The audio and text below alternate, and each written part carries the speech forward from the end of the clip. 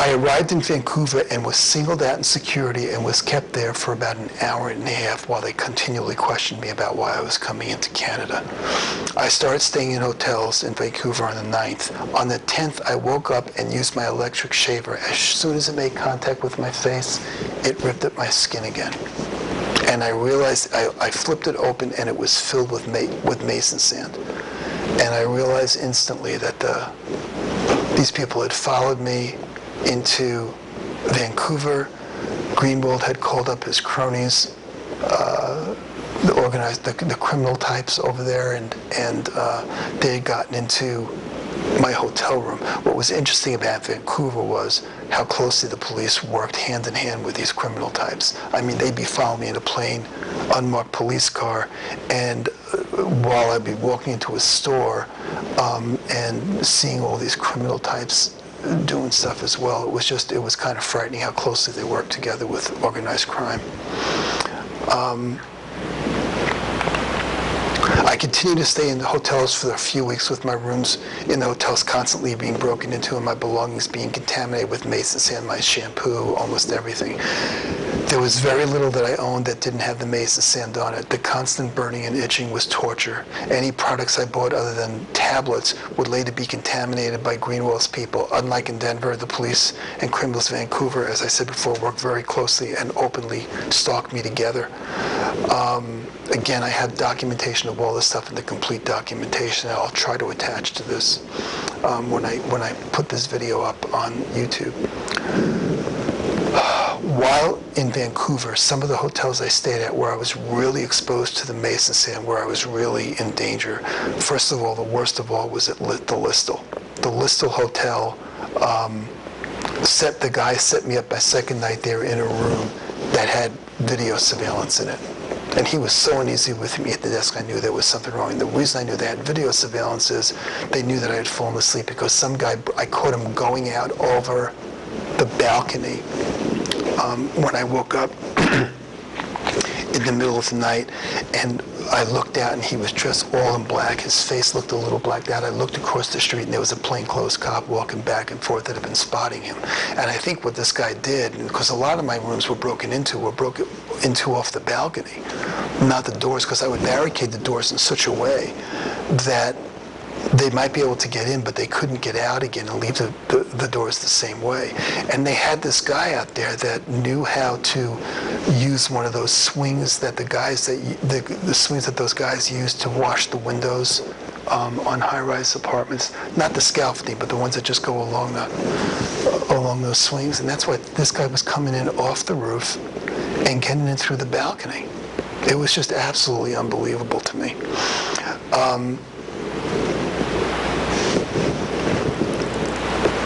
Some of the other hotels that were also bad were the Sutton and the Blue Horizon hotels.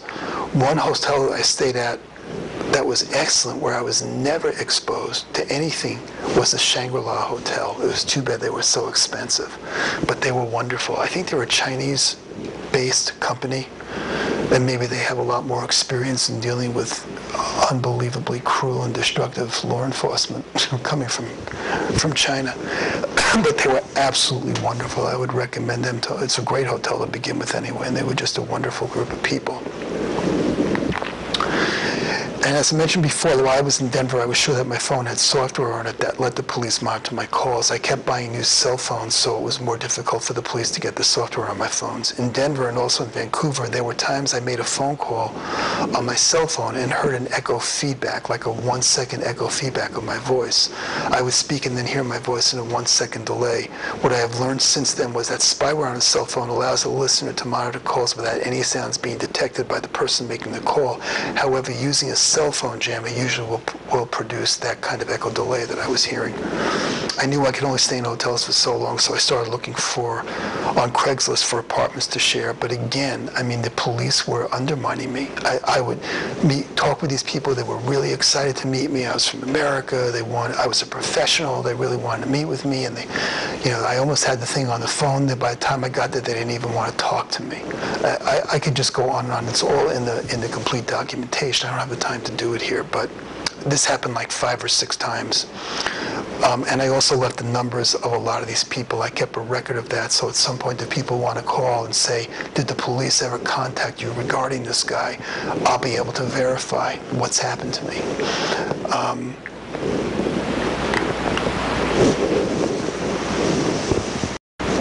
One event that happened I do want to mention was on October 22nd, 2009. I spoke with a woman that had a condo.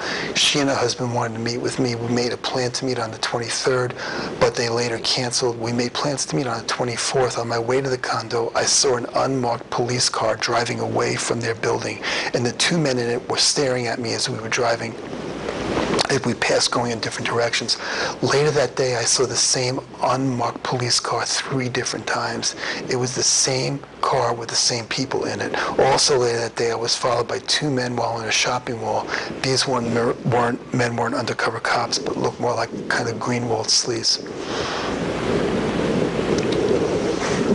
You know, it was one thing for the Denver police to get other police agencies to help track me, but when I saw that these police agencies, like in Vancouver and San Diego, were working hand in hand with organized crime, it's when I really began to realize that this connection between organized crime and law enforcement in this country is, you know, I'd like to believe that it's just a coincidence and it's just the 2 or 3 cities that I picked, but come on. I mean, this has to be happening in every single major city in this country.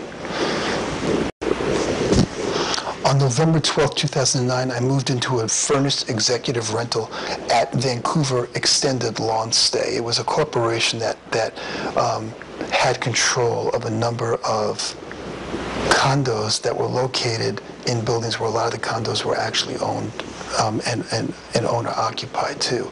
But the person that owned this corporation was a guy named Mr. Sam Holes, I think was his name. Before I moved in, I bought enough supplies to stay in the apartment for a week or so. There were no patio doors in the apartment, and the only windows that opened were about 1 foot by 3 feet. And I used metal screws to shut most of those windows. I bought 4 pounds of turkey for sandwiches, 4 bags of 1 pound each. On the 15th, I checked the turkey, and one of the bags had an orange substance in it. It was the same substance I saw in the turkey that I had eaten in Denver, and I was pretty sure it was rat poison. I barricaded the door. They couldn't get into the front entry door and then get out and leave it the same way. And all of the windows were screwed shut. But they had gotten in there, I woke up with mason sand in my hair, with this poison in the, and I hadn't left the apartment. So they were doing it while I was sleeping. You know, I'm convinced they were taking off, that these guys, you know, knew how, they were construction guys, they knew how to take window panes off from the outside and were taking a window pane off and doing it that way, because there was no way, they had definitely gotten in there, and there was no way that they could have gotten in through the windows or through the door. So, I mean, I'm telling you, these guys were doing things that were more and more bizarre, that if I talked about it, it would sound like I was crazy. But I know the evidence that I saw, and I could go on and on about things that I saw in the apartments. I won't even waste my time with doing that, but it's all in the complete documentation. I stayed in Vancouver in this apartment until January 8th. My apartment was continually broken into, and things were contaminated with mason sand. I went down, Vancouver was only like 40 minutes from the first town in Washington State, you know, and it was like 45 minutes to a Target and a Safeway. So I would go down every couple of weeks and just do a couple of weeks worth of shopping down there. The food was much cheaper down there, and then bring it back. And I was followed many times when I was down there as well. On December 18, 2009, I was in the hallway outside of my apartment talking on my cell phone. I was in front of the elevator and the door opened. 2 people who lived on my floor got out.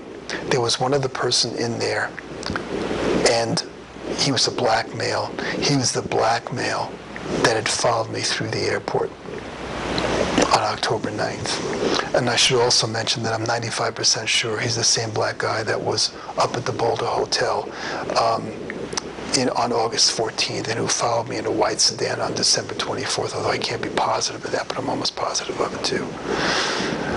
You know, it's really interesting because on November 29th, 2009, 4 Seattle police officers were killed while getting something to eat. Everything in my gut told me there was something very, very, very suspicious about that. That somebody entered and just killed these 4 guys and did that. And I had no reason to think that, but everything reeked to me of these 4 guys being knocked off and killed. And everything in my gut's really wrong about these things, just said this was connected to the corruption I was thinking about. And I got to tell you, a couple of days later, I heard that the gunman, supposedly the gunman, was found by one police officer, shot and killed. So nobody could ever question him and find out if he was in fact the killer.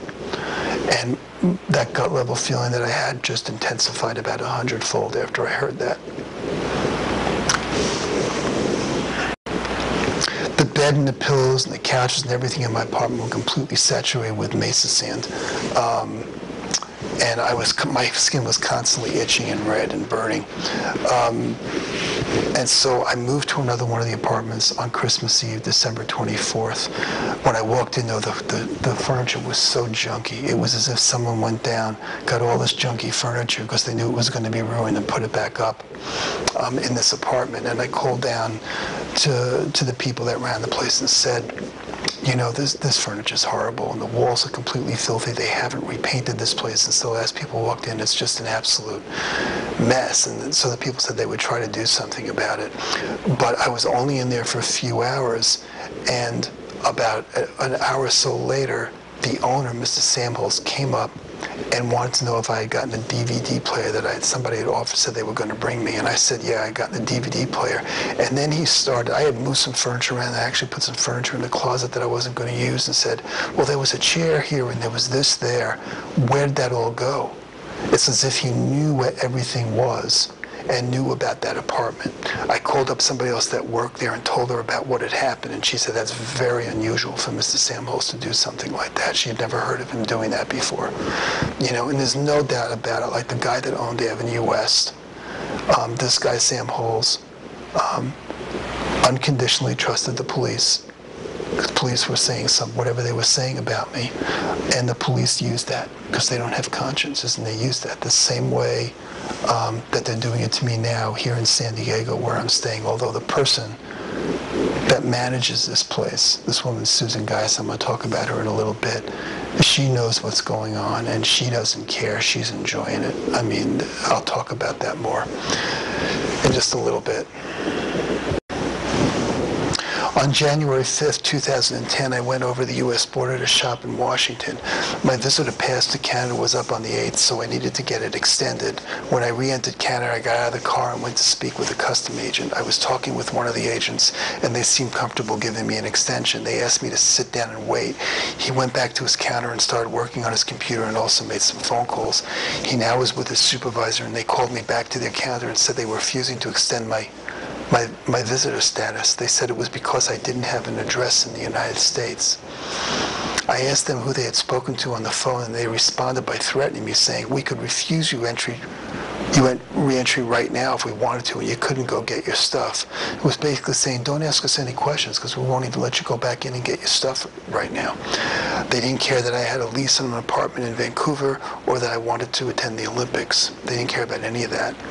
So I left the border, drove back to Vancouver. While I was driving, I called over to a number on my passport for Canadian Customs and talked with them, told them about what had happened at the border, and they said that's really unusual. They must have some information on you that's making them real uncomfortable. And that really concerned me too. I'm sure the Denver police were doing something. They had to be doing something to get the police in Canada to go along with watching me. And don't forget, right now, at that time in January, it was a really heightened alert time. It wasn't the highest, but it was the second highest because there were some signs that they had picked up that there might be an attack. And so coming over these borders, it was pretty intense at that time. And they were taking away precious resources to track me, to cover their illegal activities, instead of using it to protect citizens. So I thought that was really interesting.